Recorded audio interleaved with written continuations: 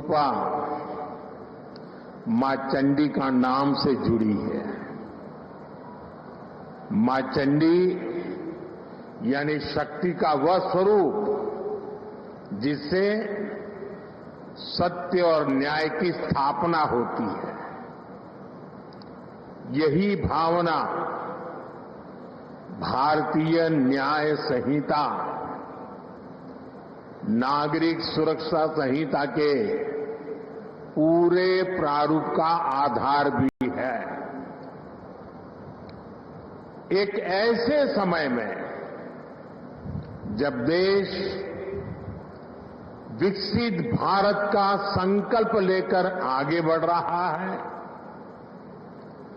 जब संविधान के 75 वर्ष हुए हैं, तब संविधान की भावना से प्रेरित भारतीय न्याय संहिता का प्रभाव प्रारंभ होना, उसका प्रभाव में आना एक बहुत बड़ी शुरुआत है। देश के नागरिकों के लिए हमारे संविधान ने जिन आदर्शों की कल्पना की थी, उन्हें पूरा करने की दिशा में ये ठोस प्रयास है। ये कानून कैसे अमल में लाए जाएंगे, अभी मैं इसका लाइव डेमो देख रहा था और मैं भी यहां सबसे आग्रह करता हूं कि समय निकाल करके इस लाइव डेमो को जरूर देखें। लॉ के स्टूडेंट देखें, बार के साथी देखें, जुडिशरी के भी साथियों को अगर सुविधा हो वे भी देखें। मैं इस अवसर पर सभी देशवासियों को भारतीय न्याय संहिता, नागरिक संहिता के लागू होने की अनेक अनेक शुभकामनाएं देता हूं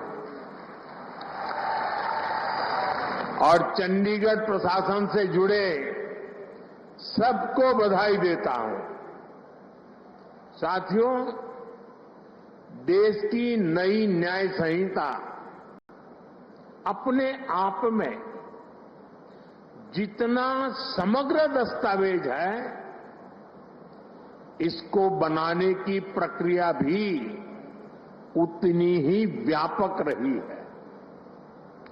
इसमें देश के कितने ही महान संविधानविदों और कानूनविदों की मेहनत जुड़ी है।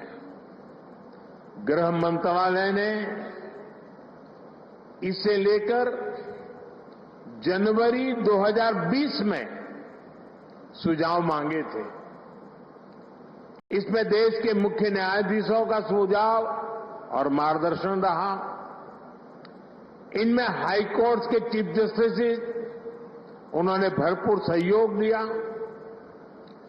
देश का supreme court, 16 high court, judicial academies, अनेकों लॉ इंस्टीट्यूशंस, सिविल सोसाइटी के लोग, अन्य बुद्धिजीवी, इन सब ने